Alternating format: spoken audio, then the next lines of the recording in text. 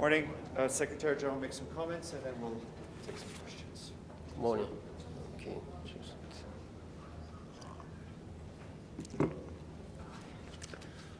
Good morning, ladies and gentlemen. It's a great pleasure to see you again. As you know, I just returned from a week-long trip to the Middle East. I carried twofold messages: spare no effort to rebuild Gaza, and spare no time to jumpstart peace talks. I traveled to Gaza 2 days ago to survey the needs for myself. I saw whole communities destroyed and an economy in ruins. I met with the parents of some of the more than 500 children killed in the fighting.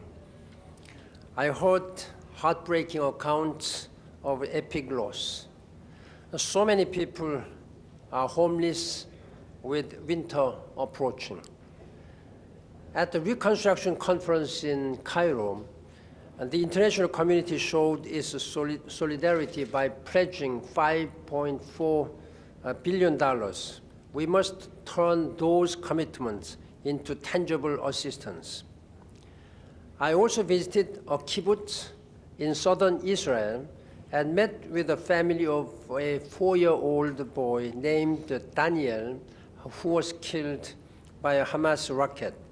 I visited also a tunnel discovered months before the fighting and years in the making. I fully understand the security threat from rockets above and tunnels below. At the same time, the scale of the destruction in Gaza has left deep questions about proportionality. I left the region with a heavy heart, but measure of hope. As I entered Gaza on Tuesday, so did the first shipment of critical building materials under a UN-brokered mechanism. I urge both sides to continue to implement this temporary mechanism in good faith. The Gaza situation is a symptom of a larger problem, the stalemate in the Middle East peace process. People are understandably disillusioned with a decades-long effort that has failed to deliver a final deal. I know that the trust has been eroded and unilateral actions look tempting. But the two-state solution is the only way to end the senseless cycle of war. The international community has an obligation to press for peace, and I want to once again commend the efforts of U.S. Secretary of State John Kerry.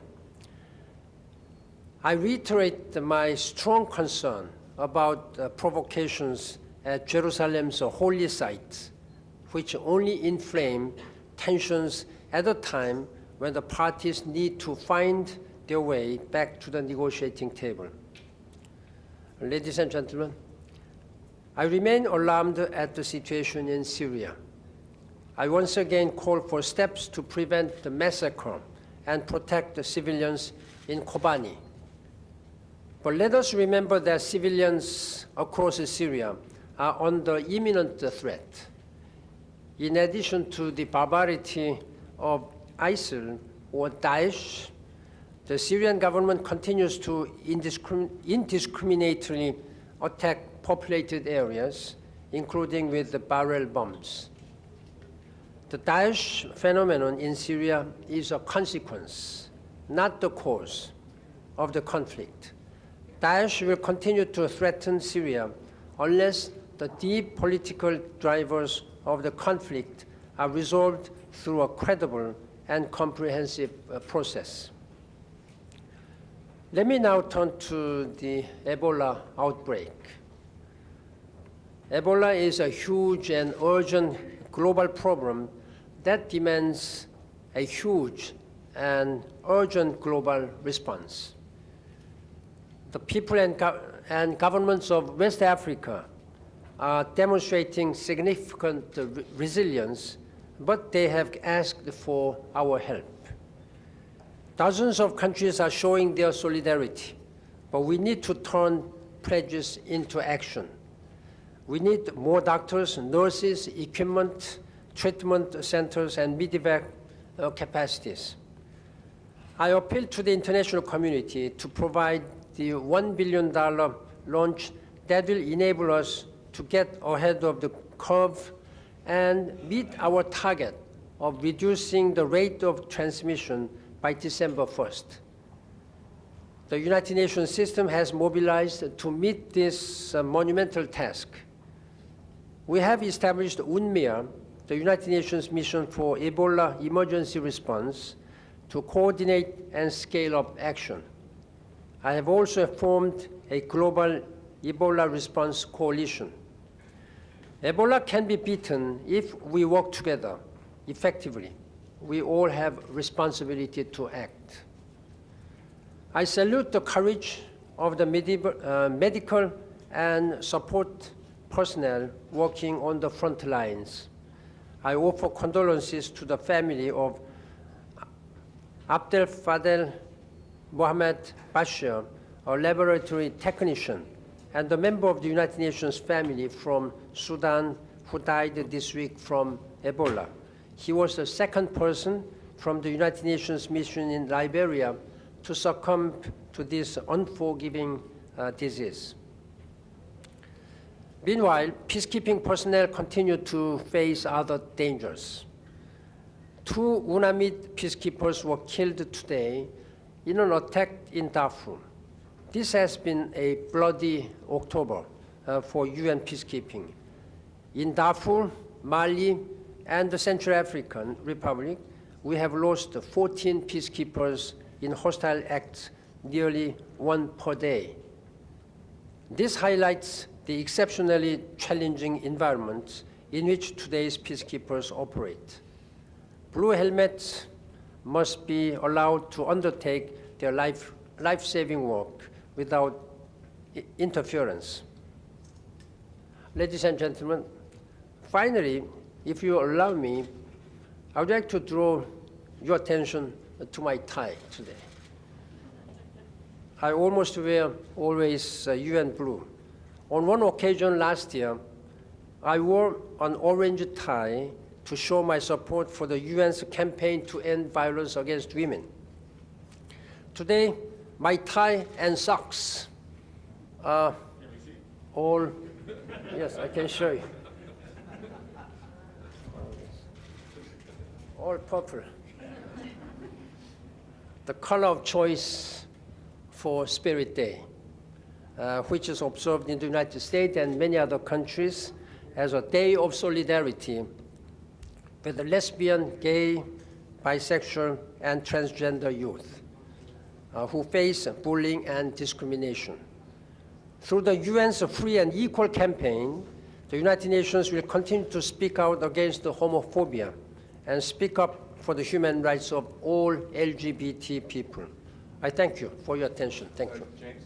Secretary General, when you were with Prime Minister Netanyahu, he made some very strong allegations. He claimed that when there were rockets found at UN schools, the UN handed those rockets back to Hamas. How do you respond?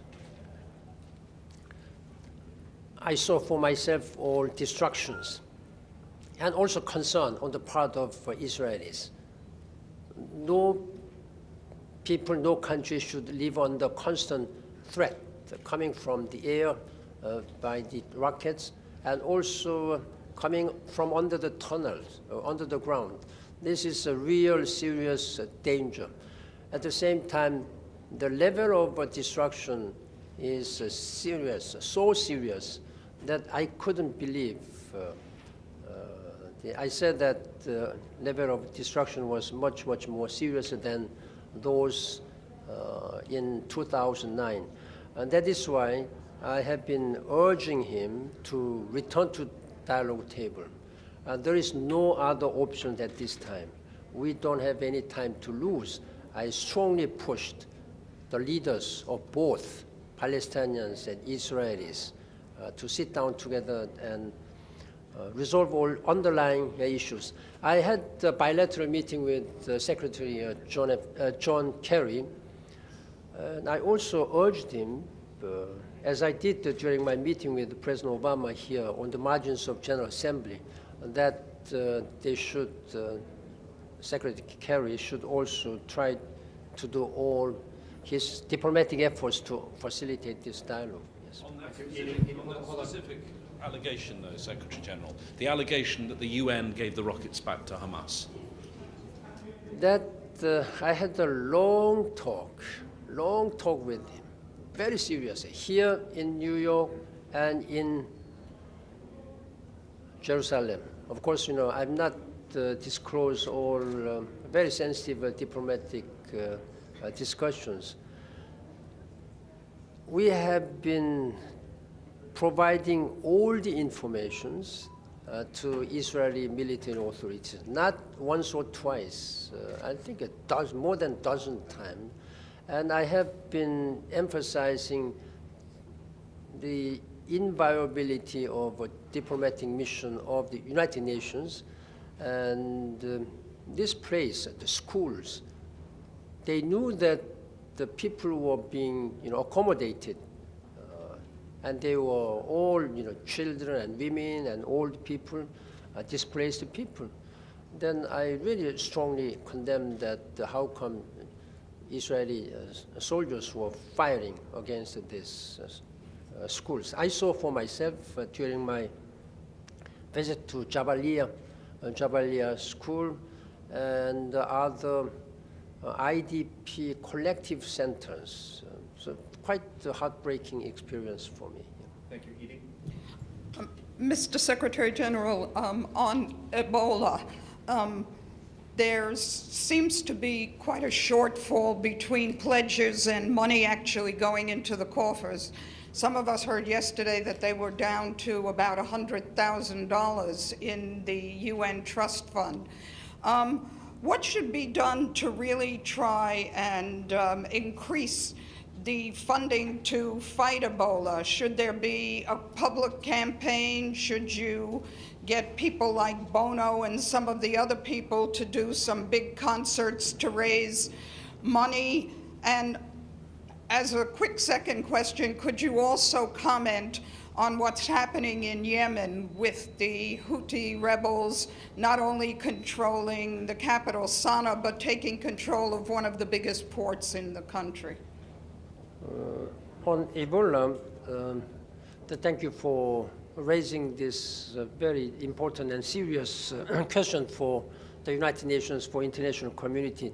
As I said, we launched and asked for $1 billion for our operation. And we have established the United Nations trust fund. We have received originally $20 million. But as you said, our banking account has only $100,000, and this is a very serious problem.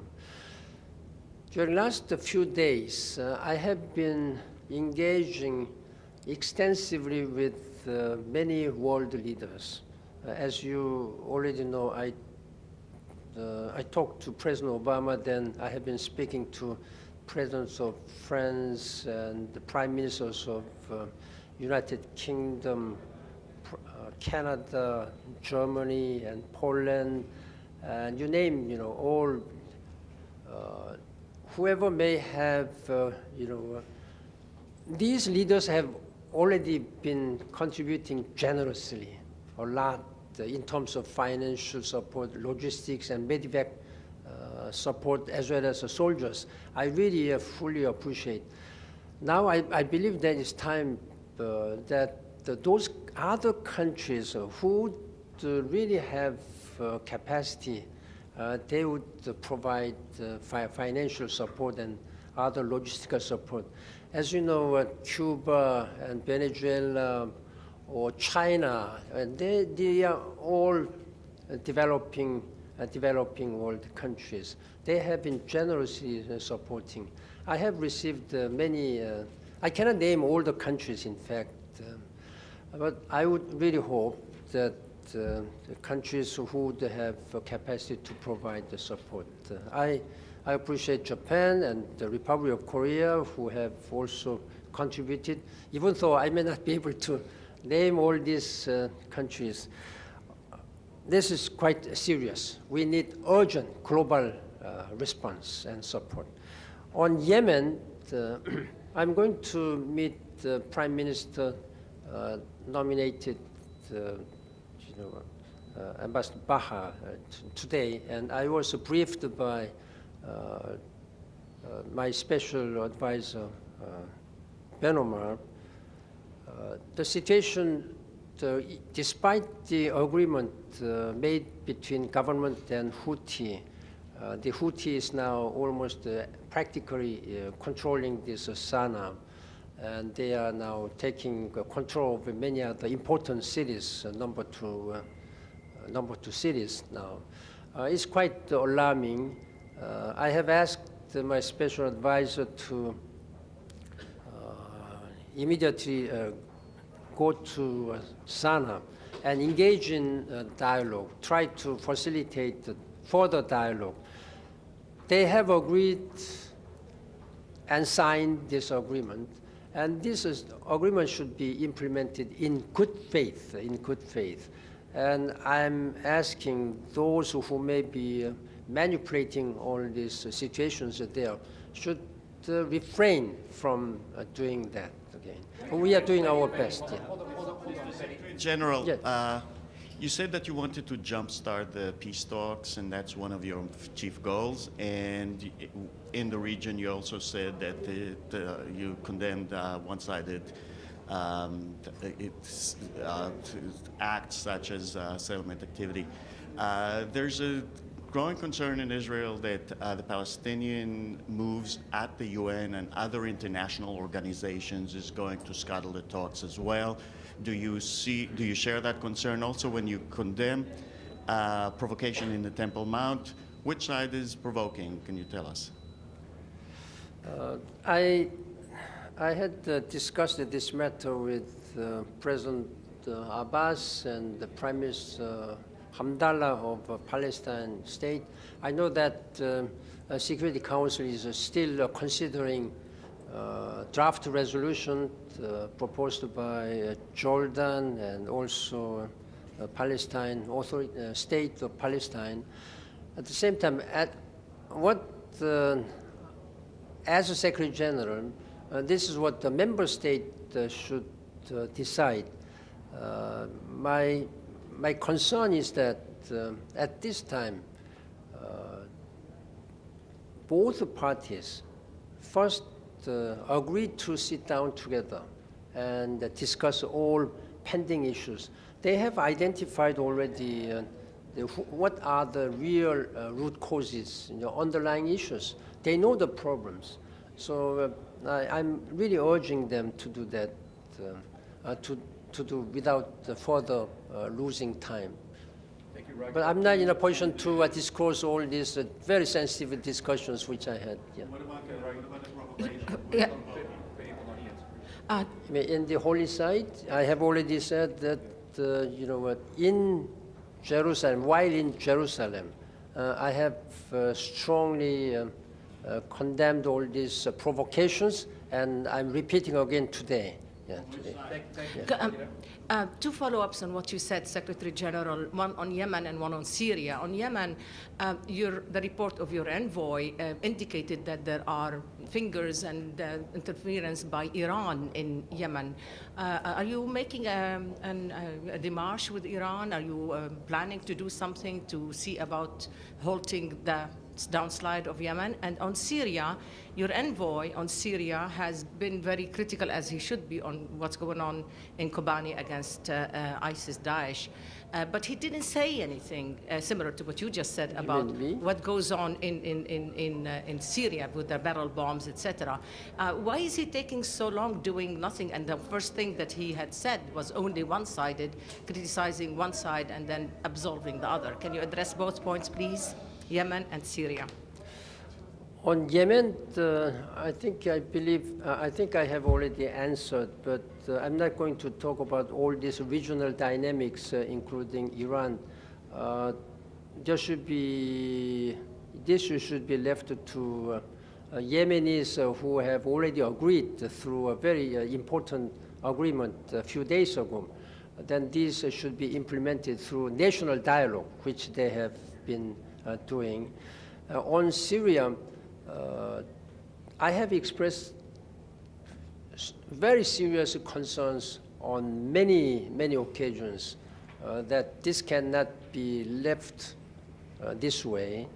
International community should show their strong unity and solidarity to fight back this ISIL and international terrorism. And a lot of civilian populations' lives are at risk. Therefore, I supported what my special envoy, de Mistura, has announced, and I also issued my own statement. I'm asking and reaching out to many European countries and other countries who have means and capacity to show their solidarity and take actions. Great, thank you. Thank you very My much. question is about the other side of what you said.